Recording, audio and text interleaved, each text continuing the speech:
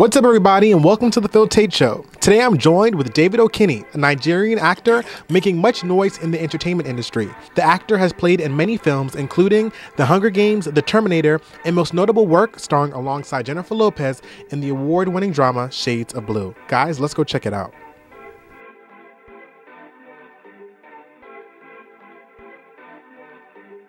Dayo, how are you today? Good. What's up? I'm doing good. It's a pleasure to have you here at the show. You've been doing some amazing things. You're on NBC Shades of Blue. You're no stranger to the silver screen. You've also been a part of The Hunger Games as well. You are a Nigerian of descent. Nigerian Kenyan. Nigerian Kenyan. Oh, this Kenyan. She's always mad when I say I'm Nigerian in interviews. She's like, why are you leaving half the part off? Yeah. Nigerian Kenyan. But I grew up in Nigeria. I relate with being Nigerian more, for sure, yeah. Well, for sure, thank you so much for stopping by. We just wanted to have you to talk about your incredible story, what you've been up to, where you got to where you are today, and just for people to see that there's a lot more to you than just the agent that you play on Shades of Blue. So let's just jump right in, and let me just say, when did you realize that acting was going to be something that you wanted to pursue full time? As a profession, I would say like my senior year of college was where I was like, I think I can do this, actually try to make it happen professionally, because I'd done it electively my whole life. And when I was in college, I did a couple of plays that really just like, you know, rejuvenated my love for the craft and like my love for being on stage. I wasn't even necessarily thinking screen at the time.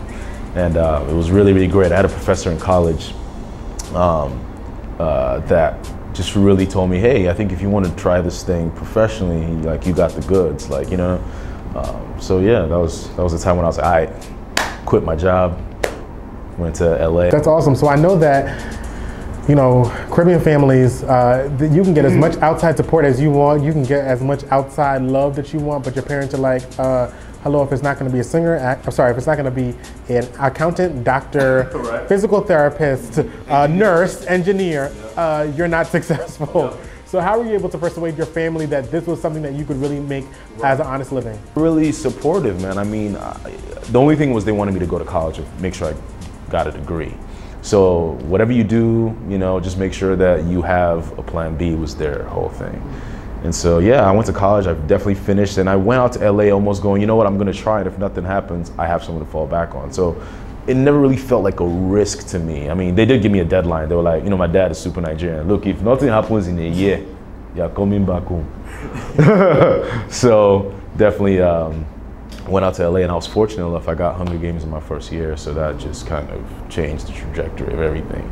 So how does it feel that you have been successful thus far in your career? So many people put in years of hard work, and it seems as if though, yes, you've been, you know, saying this is something that you wanted to do, but now to see everything kind of pop off and for it to happen for you. It feels incredible. It feels amazing because, you know, initially my goal was just to be a working actor. Like if I can just, you know, be a gainfully employed actor, that's enough, you know, whether it's commercials or some kind of print situation. And that was kind of always my goal. Look, I'm not, any actor who says they don't want to win an Emmy or win a Grammy, not a Grammy, an Oscar, like they're lying. You know, we all have dreams of like high aspirations of doing, you know, working at the highest level of our industry. But, you know, baby steps, all I wanted to do is just get paid so I can pay my bills, you know. And, you know, when you do something like Hunger Games right off the bat, you know, it's like, it's a lot very quickly. But I have a very grounded family, man. Like my home life is very quiet. So it just feels like a blessing, you know, to be able to be in the public eye. And, you know, I take a lot of pride in legacy and a lot of pride in being from Nigeria or being of African descent and putting a good image of what the kind of people that can come out of Africa.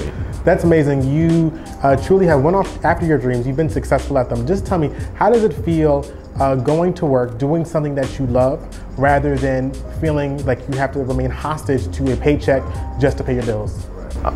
I feel lucky, you know, because I never went through that phase where I had to do a job that I didn't like in order to act, you know what I mean? Like even when I moved out to LA, I used my degree basically to pay my bills. Like when I moved out to LA, I would go to acting classes, not because I thought I needed it at the time, but I actually needed it. But I would go to acting classes to meet actors and be like, hey, do you need a headshot? Do you need resume? You know, I write CSS, can I design a website for you, for your brand?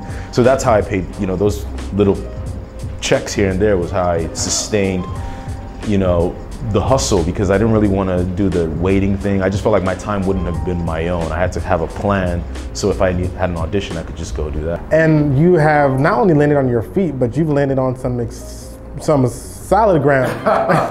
Amen. As you are now starring in the NBC hit drama Shades of Blue alongside the Jennifer Lopez. That's right. Just tell me, how just has the experience been being part of a show that has not just a few people talking, you know, shows come out, shows come and go, but this show has really been a show that's kind of like a home to NBC. How has the experience been? But that pilot script for Shades of Blue came out and the industry was really talking about it because it was Jennifer Lopez and Ray Liotta. Correct. So you kind of go, what? And it wasn't a pilot. Like NBC said, we're giving this a 13 episode order.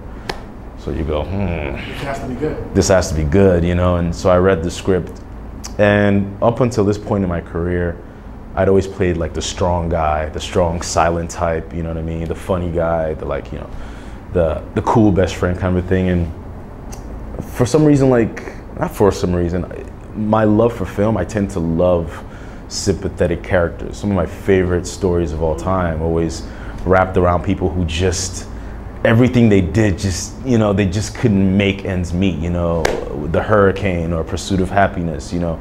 Some of the best cinematic characters were characters that you struggled with, you know, and you got to see them weak and you got to see, you know, brokenness, and that's what I wanted to do. And when I read Shades of Blue, even my team were like, they're not gonna cast you because you read, yeah, you read so put together and you read so, and I was like, you know, no, I could look weak. Yeah, so I really fought for this one, I really did. And you know, having a 3-picture deal, NBC was like, yeah, we'll work around that if that's the case. And you know, I got the role. And you know, Jennifer Lopez, Ray Liotta, it's acting school every day because they're the real deal. Like, it's just one of those shows where when you come to set, you better be ready to bat 1,000 because nobody's waiting for you. And I'd never really done TV on that level, and television moves a lot faster than film. You know, film, you can lounge. The turnaround's faster. You can think about your character's motivation and how they pour a glass of tea or something, you know. But like television, it's the big leagues. You got to come and you got to hit because we got to make a week. I love your enthusiasm just of you just saying how much you love being a part of the show. And this show, it's very much unlike other cop shows that we see. Many times we only see the police side of it. Now we also have an opportunity to see the community side about it. We get to see, was it a black guy who got shot? Was it a white cop that shot him? Why did he get shot? We got to see that a little bit in the beginning of the Shades of Blue in the first season. Just tell me, how does it feel being a part of a show that is talking and capturing moments of things that are going on even in the world today in terms of police brutality? Absolutely. I mean, you hit it right on the head. It's the whole rip from the headlines thing that really had me go, oh, this is going to be hot. Like, this is something that's going to touch people. And it's unapologetic, you know. It's not, we're not trying to create a show that gives... That pleases everybody. Yeah, that pleases everybody and has people think, you know, oh, we want you to be sympathetic to cops and to the blue tape. We call it the blue tape or the blue wall. There is a blue wall in this country in law enforcement. There's no question about it. And sometimes I feel like cops, you know, use that to a detrimental degree. And we wanted to show how somebody can get into that system and become brainwashed by that system. That was what really drew me to my character, you know, to the character of Loman. You know, he's somebody who comes into this world with all these ideologies of what it means to be a cop and what it means to do good in law enforcement. And he's from Brooklyn and he knows how the perception of cops has been. And he wants to change that, you know. And you're African American. Yeah. So you understand more so, and that's why in the first season your character had such a problem with like, no, this cannot just go underneath the table. Like, I feel like I need to confess up. You went to the funeral. You nearly like, you busted the entire scene. He was that guy, you know, he was us. He was, you know, when you see stuff like that happen on TV where another young kid gets shot, you condemn that, you know, law enforcement right away.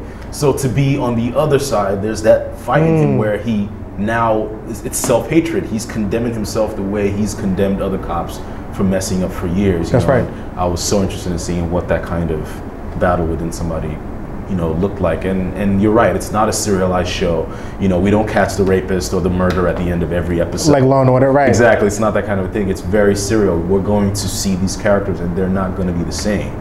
You know, it's not like you don't hang out with your friends every week. Right, you know, these characters grow and they change, and that was the interesting thing. You know, Loman in season 3 that's coming up is radically different from where he started.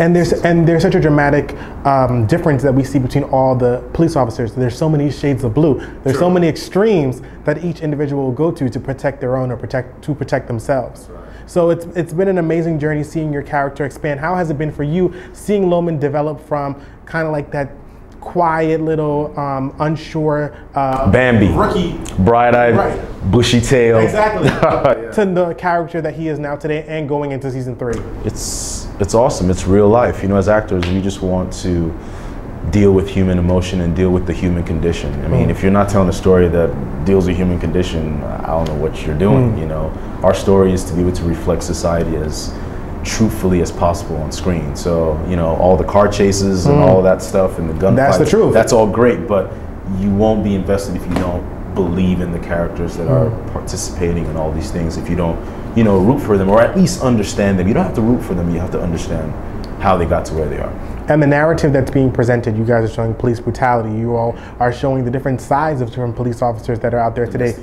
Domestic abuse, good cops, bad cops, drugs, drug abuse as well.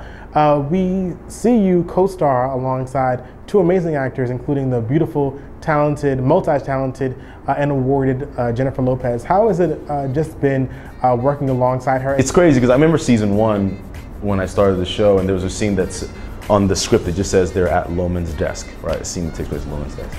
And I get to set, you know, and we're shooting the scene, and literally our desks are side by side. Like, you know what I mean? And I remember like having a moment there going, no, I'm gonna have to look at this woman in the eyes every single day, you know, because on that set, our desks are literally facing each other. So yeah, for the last 3 years, I've been staring into Queen J's eyes. But you know, listen, she's the hardest working woman in show business, period. That's not hyperbole. That's not exaggerating. This woman is the hardest working person I've ever met in my life. She has like a Vegas show, and she's got World of Dance, and she probably has a fragrance and a clothing line.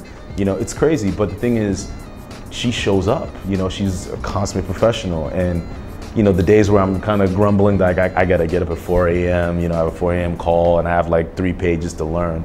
Then you get to work and you hear, oh, Jennifer just flew in from Miami. She's gonna do 2 scenes, gonna go into dance rehearsal, then she's gonna fly off to do an award show. She is committed. She's committed to excellence. And there's also a nature to her that's like, if I can do this, you can do this, you know? She's a champion of people that way. So yeah, I've learned so much from her, man, just of how to be a boss, you know, how to run things and how to not complain, how to show up, and always, she has a way of always looking at things from a positive, you know, point of view. Awesome.